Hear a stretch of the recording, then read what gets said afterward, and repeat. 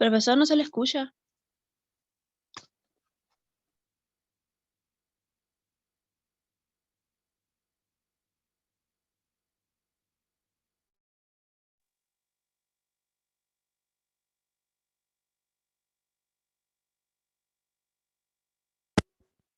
¿Escucha? Ahora sí. Ya, a ratos molesta los audífonos. ¿Ah? Voy a poner los audífonos de nuevo y les voy a preguntar. Y si no se escuchan, lo voy a hacer con los audífonos. Lo bueno que además los audífonos me protegen las orejas del frío. ¿Se escucha? Sí. Sí, profe. Sí, Ya. profesor, se escucha bien. Ok, gracias. Voy a hacer la clase entonces con los audífonos. Ya me siento cómodo con los audífonos. Al comienzo me sentí incómodo, pero ahora me siento cómodo. Como dije, me tiene calentita los pabellones en las orejas. Bien, entonces...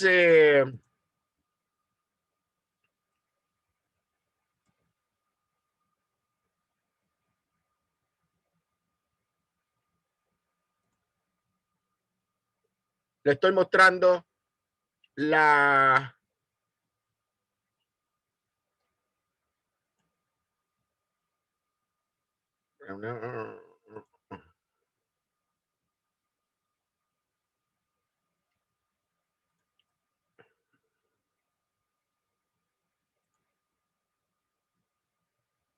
Se metió aquí una... Cerrar la pestaña actual. Ya. Dije que estaba mostrando la clase del día martes y había quedado una colita pendiente. Sin embargo, en la oportunidad, si tienen alguna pregunta respecto del tema clasificación taxonómica de los animales, lo pueden hacer. Entiendo que como primera aproximación al tema no es fácil captarla en una primera instancia. Estoy moviendo, ¿no es cierto?, las diapos una por una por si hay alguna pregunta al respecto. Usamos como ejemplo de clasificación taxonómica a la especie humana, que es la que obviamente conocemos más. Y revisamos, ¿no es cierto?, el significado taxonómico de cada una de las jerarquías. Ahora, insisto, la importancia de tener claro lo que es el concepto de filum. Ustedes en la literatura lo van a encontrar ese pH como F, y la Y como I latina, o tipo. El plural de filum es fila. Entonces, cuando nosotros nos queremos referir a un conjunto de filums, nos referimos como fila. Ya les dije que se tiene que asociar con la idea de diseño, patrón arquitectónico o forma o modelo, cómo está construido el animal específico. Si estamos hablando de que nosotros pertenecemos al filum Chordata, bueno, nosotros como modelo de organización animal tenemos una cierta estructura, una cierta arquitectónica, un cierto diseño, que en general, no es todo esto que está acá, pero en general se cumple con estas condiciones. Pues de nuevo le he dicho que todo animal que tiene estas características, entonces pertenece a ese filum, el filum Chordata. O a la inversa, todos los cordados, ¿no es cierto?, tienen estas características. Esa es una de las ventajas del ordenamiento del reino animal. También, por supuesto, el reino vegetal y qué sé yo. Pero como estamos hablando de animales, me interesan estos organismos. Todo animal que pertenece al filum Chordata tiene estas características. Y todo animal que tiene estas características pertenece a este filum y no a otro. A eso me refiero.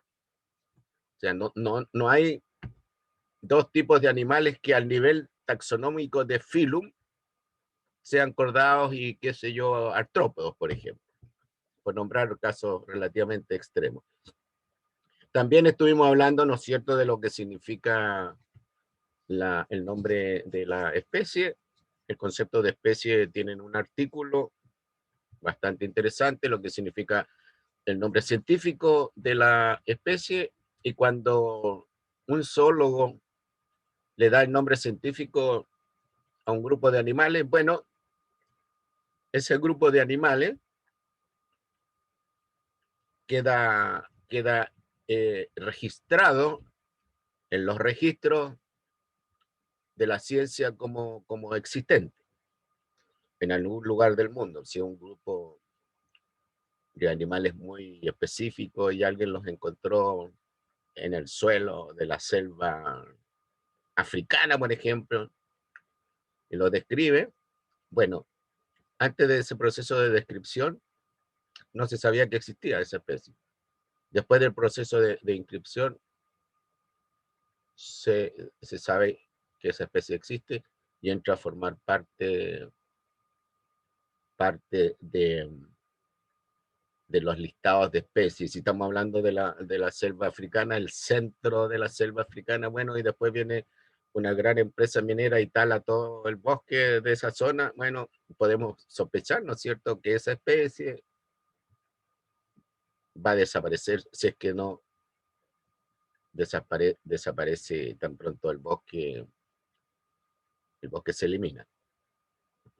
¿Ya?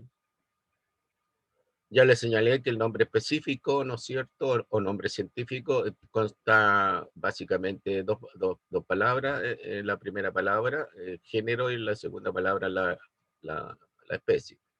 Esto corresponde a un sustantivo, ¿ah? Y esto corresponde a un adjetivo. Puede ser un sustantivo adjetivizado. Ahora, de un punto de vista más estricto, ¿no es cierto?, acompaña el apellido de la persona que describió a esa especie por primera vez y el año en que, lo hizo. Para quienes saben latín, por ejemplo, el significado Homo sapiens es el hombre que piensa. Una especie antigua, ¿no es cierto?, que se llamaba Homo faber, le pusieron así cuando se dieron cuenta que alrededor, ¿no es cierto?, de donde se encontraban los restos los restos de esqueletos con características homínidos, y observaron, ¿no es cierto?, que alrededor de donde estaban los restos de estos individuos había, había ciertas vasijas, ¿no es cierto?, o ciertas estructuras que se interpretaron como herramientas o artefactos de la vida cotidiana. ¿Eh?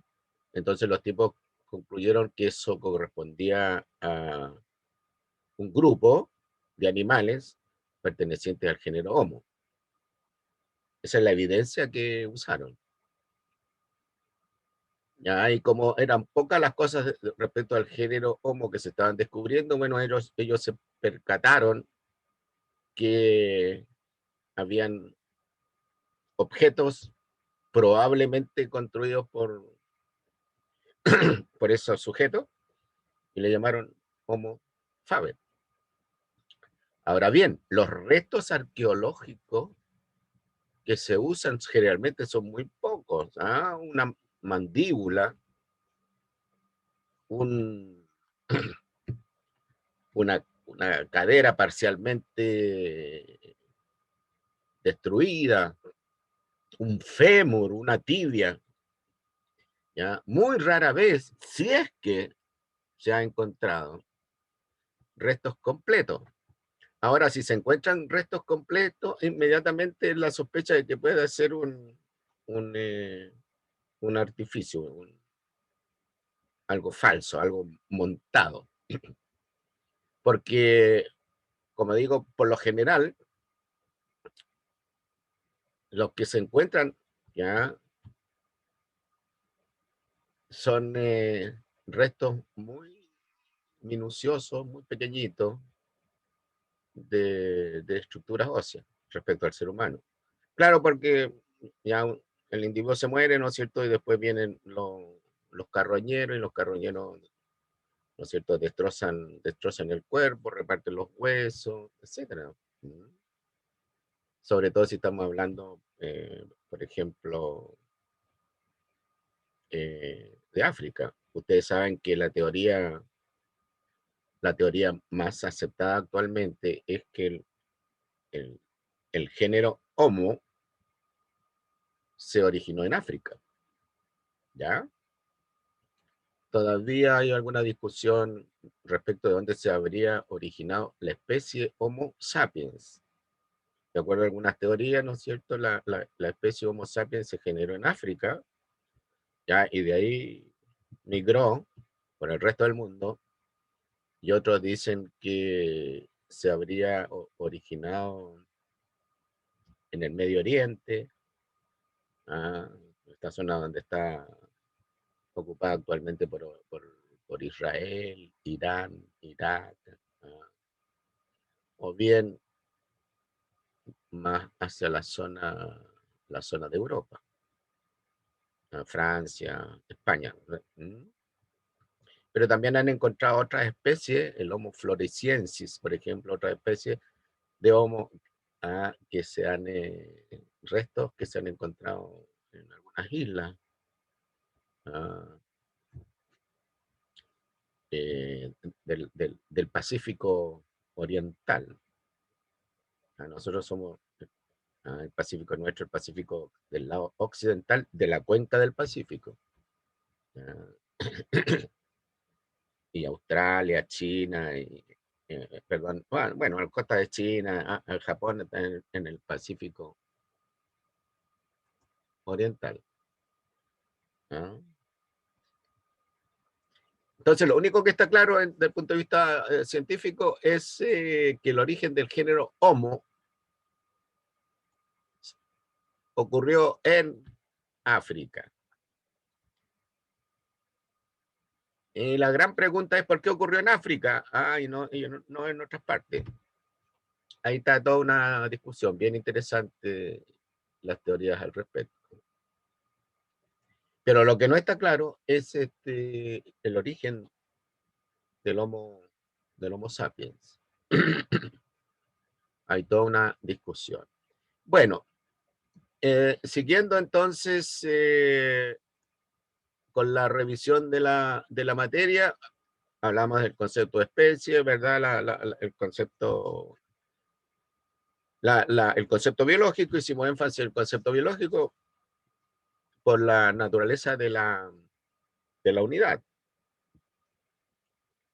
El tema de la nomenclatura y la conveniencia de diferenciar la nomenclatura científica del nombre común, vulgar o vernáculo. Recuerden que dentro de un mismo país, ¿no es cierto?, según las regiones donde está el animalito, el nombre común, vulgar o vernáculo puede ser distinto.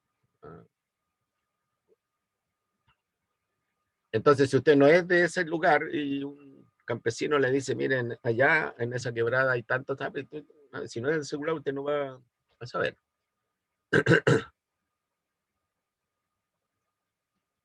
También revisamos esto y alguien me hizo una pregunta bien interesante. En este cuadro tenemos aquí lo que dice relación con los animales. Vertebrados, ese es un filum. Categoría taxonómica de subfilum. Y hay 54.000 especies de vertebrados descritas a la fecha. Lo que tenemos aquí, Coleóptera, Díptera y Menóptera, es correspondiente a la categoría taxonómica de orden. O sea, esta como categoría taxonómica es bastante más pequeña que lo que es la categoría de subfilum. Y aún así tenemos coleópteros, 350.000 especies, lo dijimos, díptera, 120.000 y menóptera, 100.000, lepidóptera, 120.000. Y aquí tenemos nosotros donde dice endotericota. Es otra clasificación, otra jerarquía taxonómica. Ella es de especialista este asunto en el área de la entomología. Hemíptera es un orden, Ortóptera un orden, Epsotericota es otra jerarquía taxonómica de orden superior correspondiente a la clasificación de los insectos. Note, si tenemos aquí Exotericota, tenemos aquí Endotericota. Entonces aquí hay un criterio para separar los insectos entre insectos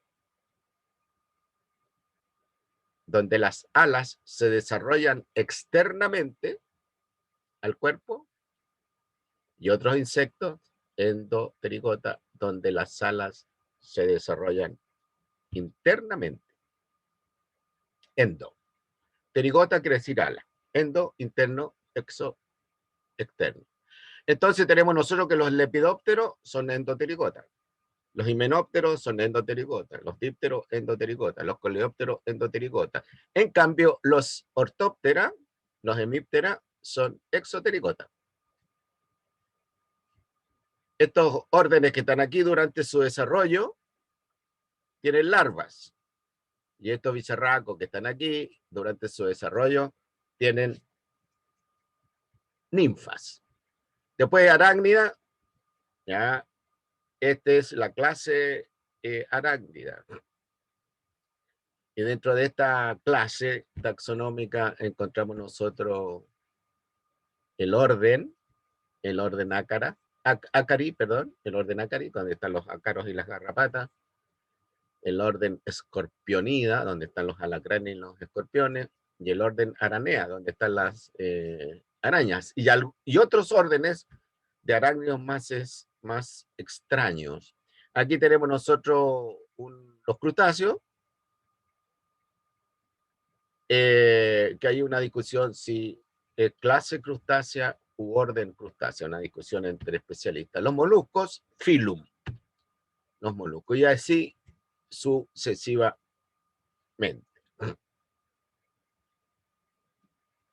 Ahora, lo que quedó pendiente de la clase anterior es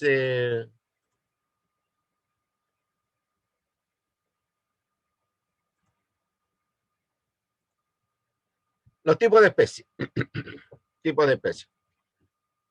Ahora, tipos de especies según el tipo de organismo, según el tipo de ser vivo. Por ejemplo, si estamos hablando de plantas, especies vegetales. Si estamos hablando de animales, especies de animales. Si estamos hablando de hongos, especies de hongos. Si estamos hablando de protistas, especies de protistas, y así sucesivamente. Según el nivel de domesticidad. Aquí hablamos de especies silvestres o salvajes, aun cuando en español salvaje no es muy apropiado, especies silvestres, entendiendo por aquellas especies que viven en la naturaleza, por darle un nombre, o que viven en el campo. Y especies domésticas, entendiendo por ello entonces grupos de animales que viven pegados al ser humano o que dependen del ser humano, como gatos, perros, qué sé yo. Después tenemos según su relación con el ser humano. Especies de importancia económica, especies dañinas al ser humano.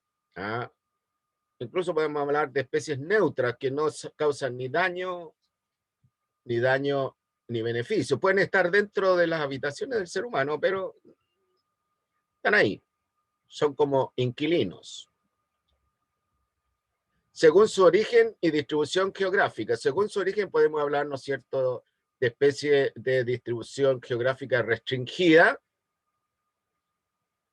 versus especies de distribución geográfica amplia. Hay un concepto que se habla de especies cosmopolitas. Por ejemplo, la mosca común, cuyo nombre científico es Musca domesticus, mosca doméstica, es una especie cosmopolita, está en todas partes del mundo. La cucaracha, la blata orientalis es una especie que no está en todas partes del mundo, pero está en muchas partes del mundo. Y Profe, según ¿y los animales que migran los emirales, como de un lugar a otro? claro, pero bueno, se pueden hablar como especies migrantes, especies no migrantes, o especies migratorias, especies no migratorias. ¿Mm? Según su origen, ya las especies pueden tener un origen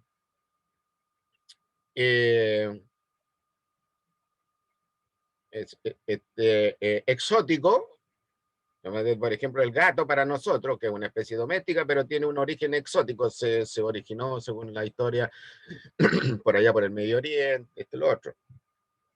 O bien, origen endémico, es decir, se originó en el lugar donde está, donde existe. Y de ahí se distribuyó a otras partes del mundo. Por ejemplo, el gato es endémico a la región del Medio Oriente, pero tiene una distribución como bolita, y es una especie doméstica. Según su condición genética, aquí hablamos de especies endémicas. Aquí se confunde el origen con la condición genética, especies endémicas versus especies introducidas o exóticas. Se supone, ¿no es cierto?, que las especies endémicas tienen una condición genética particular, propia, y de eso le da una tremenda, ¿no es cierto?, potencialidad desde el punto de vista productivo, ¿no es cierto?, desde el punto de vista de la conservación, desde el punto de vista industrial, etcétera. Por ejemplo, el maíz, no sé si les contaba la otra vez, el maíz es endémico de la zona de América Central, ¿ya? Pero el maíz original, especie silvestre, es un maíz. Recuerden que el maíz es una gramínea, ¿no es cierto? Y la especie original es pequeña, una hierba, un poco más grande que una hierba, digamos. Y la mazorca es chiquitita, pero por mejora genética, ¿no es cierto? Conocemos las variedades cultivadas que interesan a la producción, del grano. Y según su estado de conservación, o sea, hay especies, por ejemplo, en vías de extinción, especies en un estado de conservación vulnerable, especies sin problemas de conservación, especies con un nivel de conservación indefinido. Entonces, todos estos tipos de especies tienen perdón, tienen algún tipo de importancia. Ahora a ustedes, ¿no es cierto?, les va a interesar mucho, pues, por ejemplo, la condición genética, el estado de conservación, el origen y la distribución geográfica. Muchas especies vegetales que ustedes cotidianamente trabajan tienen una distribución actual muy amplia, son cosmopolitas, protegidas por el ser humano. Pero su origen, dependiendo de la especie, bueno, ya le decía, el maíz en Centroamérica, la papa, hay una gran discusión de si se originó en la zona de Chile o en alguna otra región. El tabaco se habría originado también por allá por Centroamérica, el azúcar, me refiero a la caña de azúcar, el trigo, la cebada, etcétera. La, la, la, la, las especies vegetales más importantes desde el punto de vista agrícola no son muchas, no se cuentan con el dedo de la mano. Bien, entonces terminaríamos esta unidad. Ahí están las referencias y yo en la guía de autoestudio les agregué unas referencias electrónicas. Esto lo podemos discutir en el taller que viene a continuación. Voy a pasar a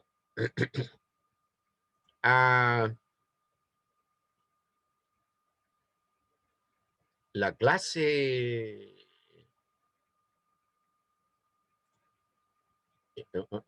de hoy día. Ya.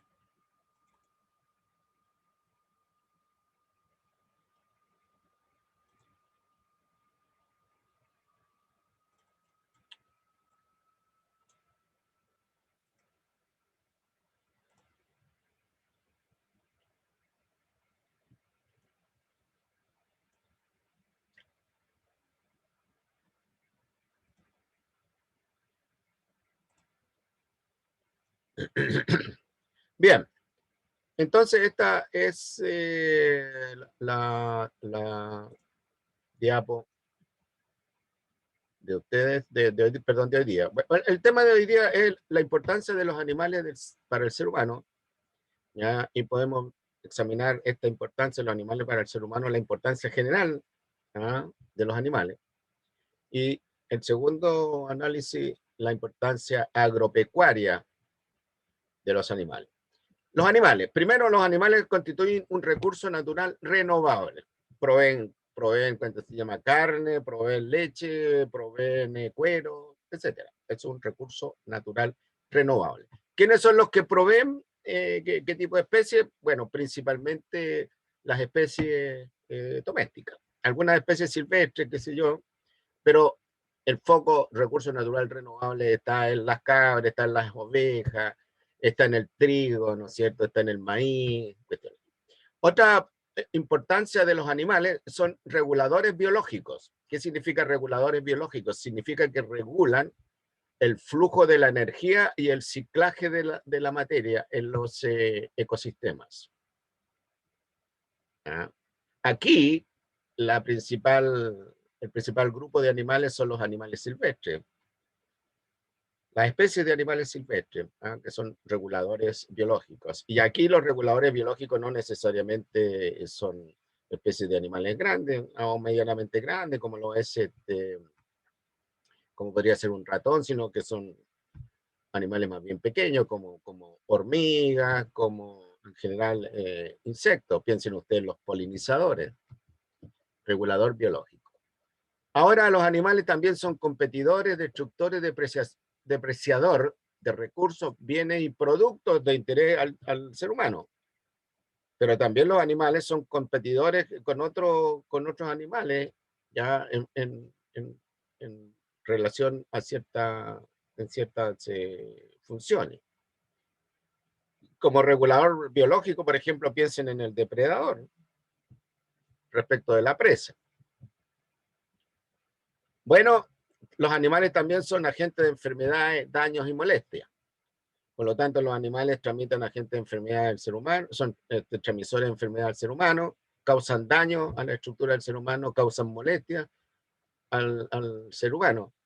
Pero también los animales, ¿no es cierto?, transmiten enfermedades a animales domésticos o a otros animales, causan daño a animales domésticos, enfermedades a las vacas, enfermedades a las ovejas, enfermedades a los caballos, daños, ¿no es cierto?, vacas, ovejas, caballos, y molestias. Piensen ustedes que un caballo, ¿no es cierto?, que se está alimentando y alrededor del caballo hay insectos moscas, tábanos, que van, ¿no es cierto?, y lo pican y por el animal no está tranquilo y mueve su cola corriendo las moscas. Las moscas, los tábanos, son unas moscas, no es la mosca común, ¿no?, tábano, que se alimentan de sangre y además de molestar, la picadura del tábano es tremendamente dolorosa.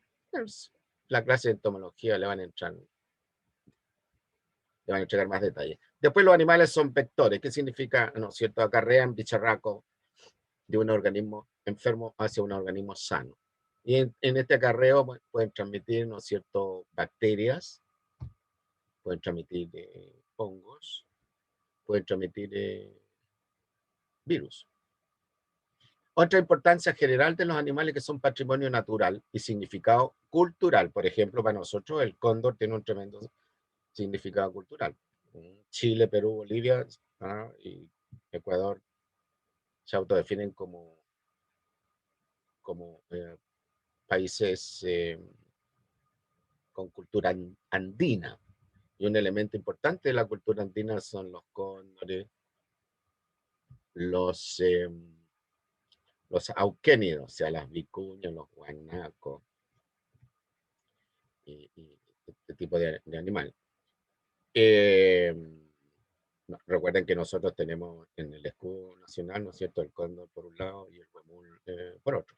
Esto del patrimonio natural en los últimos años se ha ido haciendo tremendamente importante porque este patrimonio se le ha dado un significado económico, como fundamento del llamado el ecoturismo o el turismo de intereses especiales. Gente, por ejemplo, que viene aquí a Chañaral de Aceituno a ver las ballenas, a ver los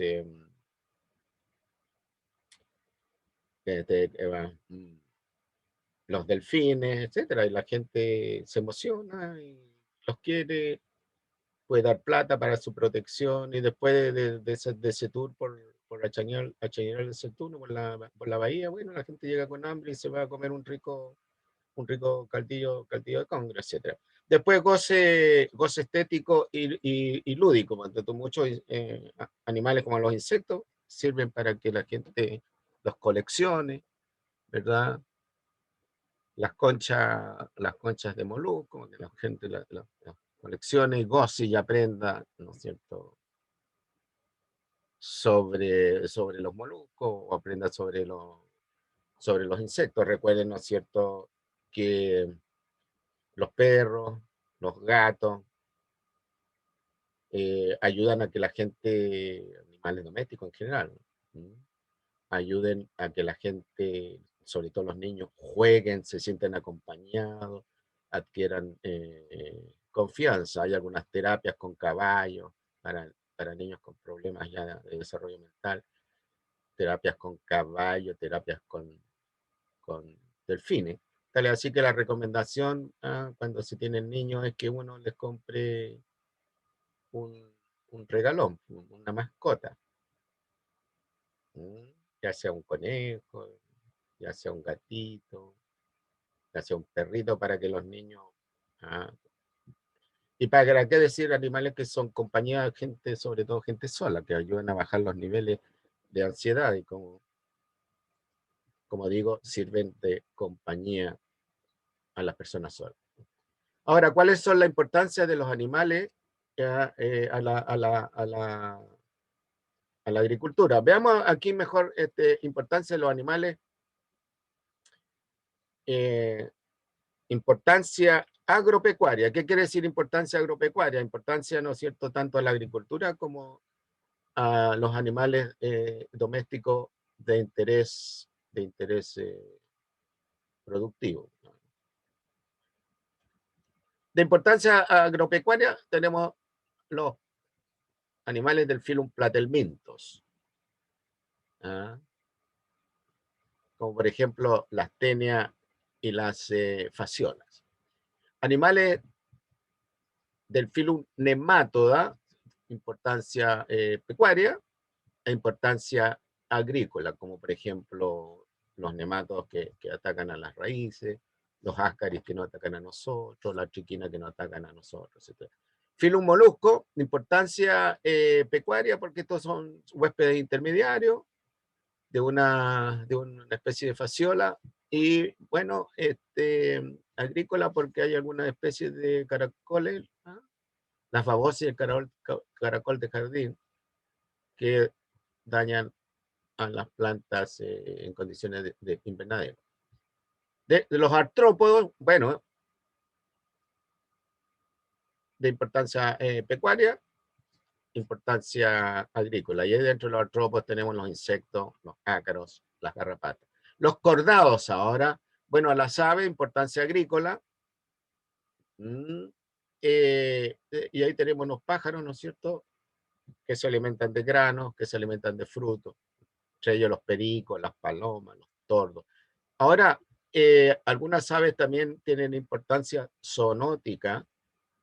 ¿Ah? ¿Qué quiere decir importancia zoonótica? Que alojan microorganismos que causan enfermedades al ser humano, las palomas, por ejemplo, los loros.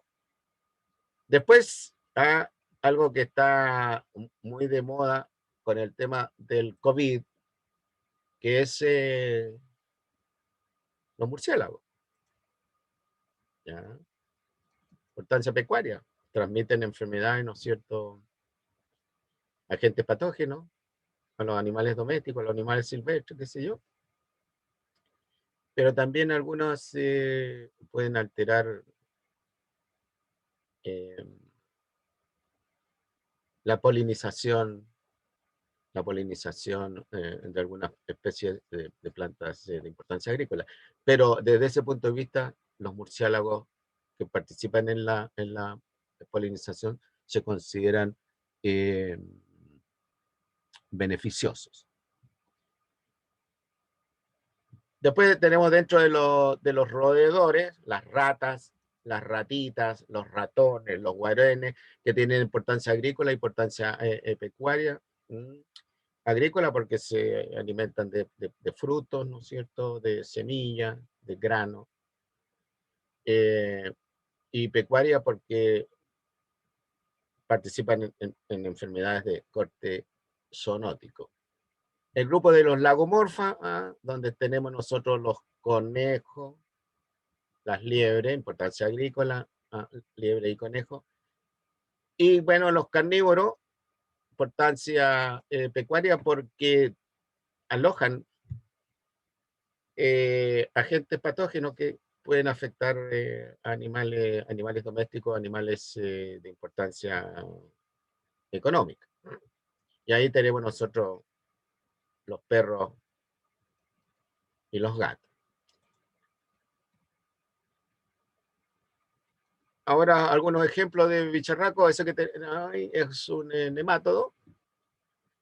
Claro que este es un nemátodo de vida libre. Más detalle no les voy a dar, solo que mantengan en la mente la imagen de un nemátodo común y corriente. Después tenemos las babosas y el caracol de jardín. Babosas y caracoles, plagas comunes en cultivos de hortalizas. Algunas especies de caracoles son comestibles. Son bastante ricas, dice de paso, las que son comestibles. En Europa se consumen bastante. Después tenemos, dentro de los artrópodos, los ácaros. Se parecen mucho a las arañas. Incluso algunos se llaman arañitas rojas, pero no son arañas, son ácaros. Ahí tienen la forma típica de un ácaro, fitófago. Y estas son los síntomas de ataque del ácaro. Le llaman plateados, se ponen amarillentas las hojas. Y esto es producto porque el animal, ¿no es cierto?, entierra su armadura bucal y empieza a succionar el mesófilo de la hoja. Aquí tenemos obviamente los insectos, una langosta, ¿no es cierto?, que en algunas partes del mundo se transforman en plagas conformadas por varios miles de individuos. Ahora,